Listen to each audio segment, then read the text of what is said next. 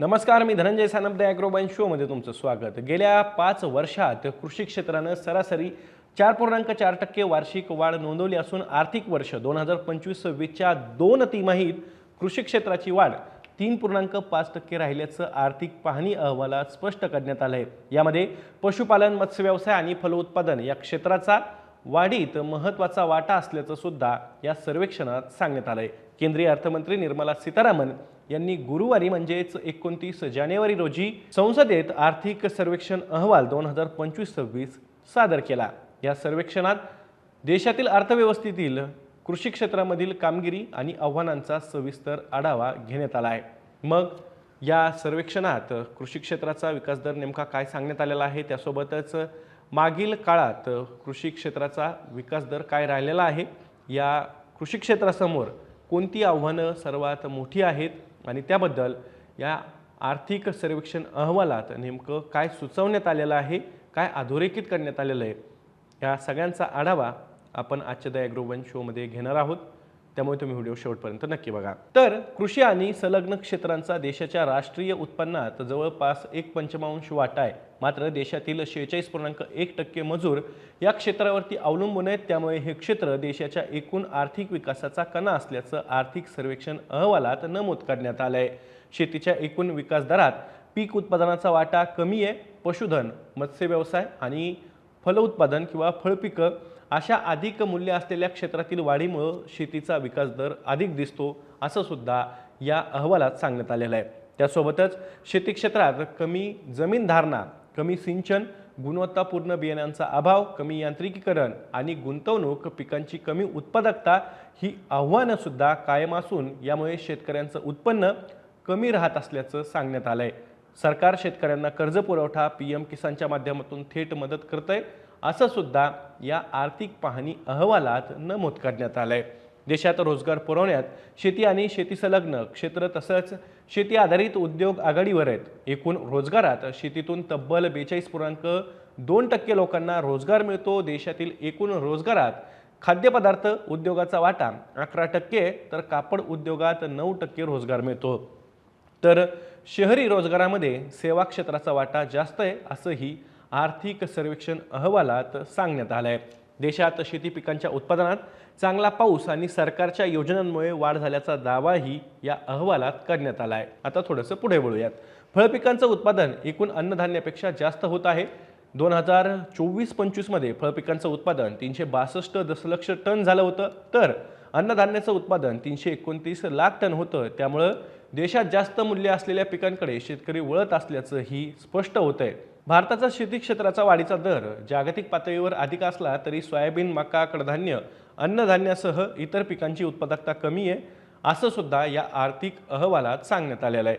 शेती क्षेत्राच्या विकासासाठी एकतर क्षेत्र वाढवावं लागेल किंवा उत्पादकता वाढवावी लागेल, पण जमीन मर्यादित आहे, त्यामुळे उत्पादकता वाढीवर काम करावं लागेल। त्यासाठी उत्पादन आणि काढणी पश्चात क्षेत्रात मिशन मोडवरती काम करावं लागेल असंही या अहवालात सुचवण्यात आलं आहे। गुणवत्तापूर्ण बियाणं, सिंचन आणि पाण्याचा कार्यक्षम वापर, जमिनीचं आरोग्य आणि खतांचा संतुलित वापर करावा लागेल असंही या अहवालात सांगण्यात आलं आहे। चालू आर्थिक वर्षात शेतीसाठी 27.5 कोटी रुपयांचा पतपुरवठा करण्यात आला। यापैकी 15.93 लाख कोटी अल्पमुदतीचं कर्ज आहे, तर 12.77 कोटी रुपये दीर्घ मुदतीचं कर्ज आहे। सरकार किसान क्रेडिट कार्ड आणि सुधारित व्याज सवलत योजनेतून कर्ज पुरवठा करते। शेतीसाठी मजुरांची टंचाई भासत असल्यामुळे यांत्रिकीकरण वाढवण्याची गरज असल्याचं सुद्धा या अहवालात सांगण्यात आलंय। लहान शेतकऱ्यांची संख्या जास्त असल्यानं यंत्र खरेदी शक्य होत नाही, त्यामुळे शेतकऱ्यांची गरज ओळखून यंत्र निर्मितीला संशोधन आणि विकासातून प्रोत्साहन द्यावं। वैयक्तिक पातळीवर मर्यादा असल्यानं शेतकरी उत्पादन कंपन्या, सहकारी सोसायट्या आणि बचत गटांच्या माध्यमातून यांत्रिकीकरणाला बळ द्यावं असंही या अहवालातून सुचवण्यात आलंय आणि त्यावरती सुद्धा लक्ष केंद्रित करण्याची गरज व्यक्त केली आहे। आता हे सगळं सांगत असताना या आर्थिक अहवालात असंही सांगण्यात आलंय की हवामान बदल, बाजारातील अस्थिरता आणि वाढत्या उत्पादन खर्चामुळे शेती उत्पन्नही अस्थिर आहे। त्यात लहान शेतकऱ्यांची संख्या अधिक असल्यानं त्यांची सौदा शक्तीची क्षमता सुद्धा कमी असते। शेतकऱ्यांना उत्पन्नाची हमी आणि किफायतशीर भाव दिला तर किमान स्थैर्य येईल। त्यामुळे शेतकऱ्यांची उत्पादक गुंतवणूक वाढेल आणि शेतीच्या विकासालाही हातभार लागेल।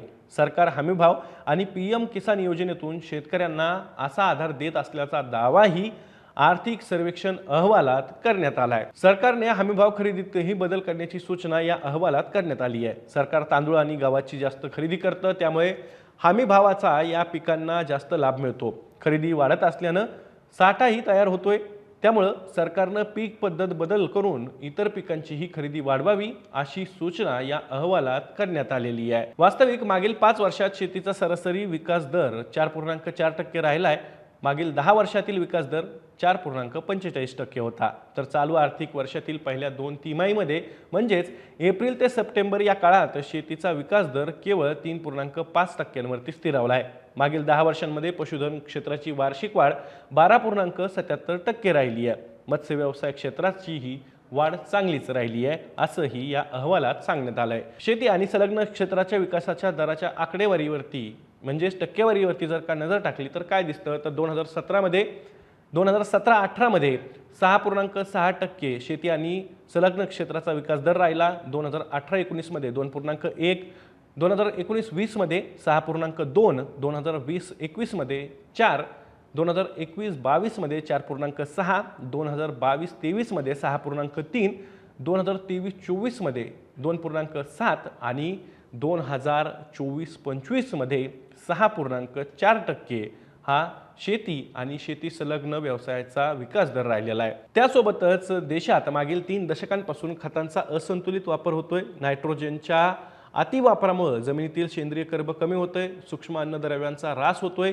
जमिनीचं संरक्षण बदललंय आणि भूजलात नायट्रेटचं प्रमाण वाढलंय। या कारणांमुळे पिकांची उत्पादकता टिकवण्यासाठी खतांचा जास्त वापर करावा लागतोय। तसंच खतांच्या पोषण तत्वाचा विचार न करता किंमत पाहून वापर केला जातोय। सरासरी युरिया स्वस्त असल्यानं त्याचा वापर वाढलेला आहे, त्यामुळे सरकारनं सर्व युरियावर सरसकट अनुदान न देता अनुदान थेट शेतकऱ्यांना द्यावं। शेतकऱ्याकडे जेवढं क्षेत्र आहे त्यानुसार एकरी अनुदान दिलं तर शेतकऱ्याला खत निवडीचा पर्याय उपलब्ध होईल। शेतकरी युरियाचा वापर गरजेनुसार करून अनुदानातून इतर आवश्यक खतांचा वापर करतील। खतांचा कार्यक्षम वापर होण्यालाही प्रोत्साहन मिळेल। यामुळे जमिनीचं आरोग्यही टिकून राहण्यास आणि उत्पादकता वाढीसाठी मदत होईल। तसंच शेतकऱ्यांचं उत्पन्न वाढीसह हातभार लागेल अशी सूचनाही आर्थिक पाहणी अहवालातून करण्यात आलेली आहे। सर्वेक्षणानुसार कृषी क्षेत्रासाठी प्राधान्यक्रमामध्ये सिंचन व्यवस्था मजबूत करणं, जलस्रोताचं पुनर्जीवन करणं, कृषी संशोधन आणि विकासाला चालना देणं, तसंच सार्वजनिक आणि खाजगी क्षेत्रातील समन्वय वाढवणं याचा सुद्धा समावेश आहे। अन्न प्रक्रिया उद्योग, शीतगृह, वाहतूक आणि उच्च मूल्यांच्या कृषी उत्पादनांमध्ये खाजगी क्षेत्राचा सहभाग वाढवणं, देशांतर्गत तसंच निर्यात बाजारपेठेत स्पर्धात्मकता वाढवण्यासाठी आवश्यक असल्याचंही या आर्थिक सर्वेक्षण अहवालात सांगण्यात आलंय। एकूणच काय तर मागील काही वर्षांच्या तुलनेत 2025-26 मध्ये आर्थिक विकास दर कृषी क्षेत्राचा स्थिरावल्याचं दिसतंय। आता यामध्ये मूळ प्रश्न हा सुद्धा आहे की या सगळ्यांचा शेतकऱ्यांना किती फायदा होतोय? शेतकऱ्यांचं जीवनमान खरंच बदललेलं आहे का? शेतकऱ्यांच्या उत्पन्नात काही वाढ झालेली आहे का? तर या पातळीवरती मात्र या आर्थिक सर्वेक्षण अहवालात लक्ष केंद्रित करण्यात आलेलं आहे आणि त्यावरती भर देण्याची गरज सुद्धा व्यक्त करण्यात आलेली आहे। आता तुम्हाला या आर्थिक सर्वेक्षण अहवालाबद्दल काय वाटतंय? तुमची जी काही प्रतिक्रिया असेल ती कमेंट बॉक्समध्ये नक्की कमेंट करून सांगा। मी दररोज संध्याकाळी 6 वाजता ॲग्रोवनच्या यूट्यूब चॅनलवर शेती आणि शेतकऱ्यांच्या हिताचे मुद्दे घेऊन असतो, त्यामुळे तुम्ही अजूनही ॲग्रोवनच्या यूट्यूब चॅनलला सबस्क्राईब केलं नसेल तर लगेच सबस्क्राईब करा। व्हिडिओ जास्तीत जास्त शेतकऱ्यांपर्यंत पाठवण्यासाठी व्हिडिओला लाईक आणि शेअर नक्की करा। आपण पुन्हा भेटू, तोवर तुम्ही तुमची आणि तुमच्या जवळच्या माणसांची काळजी घ्या।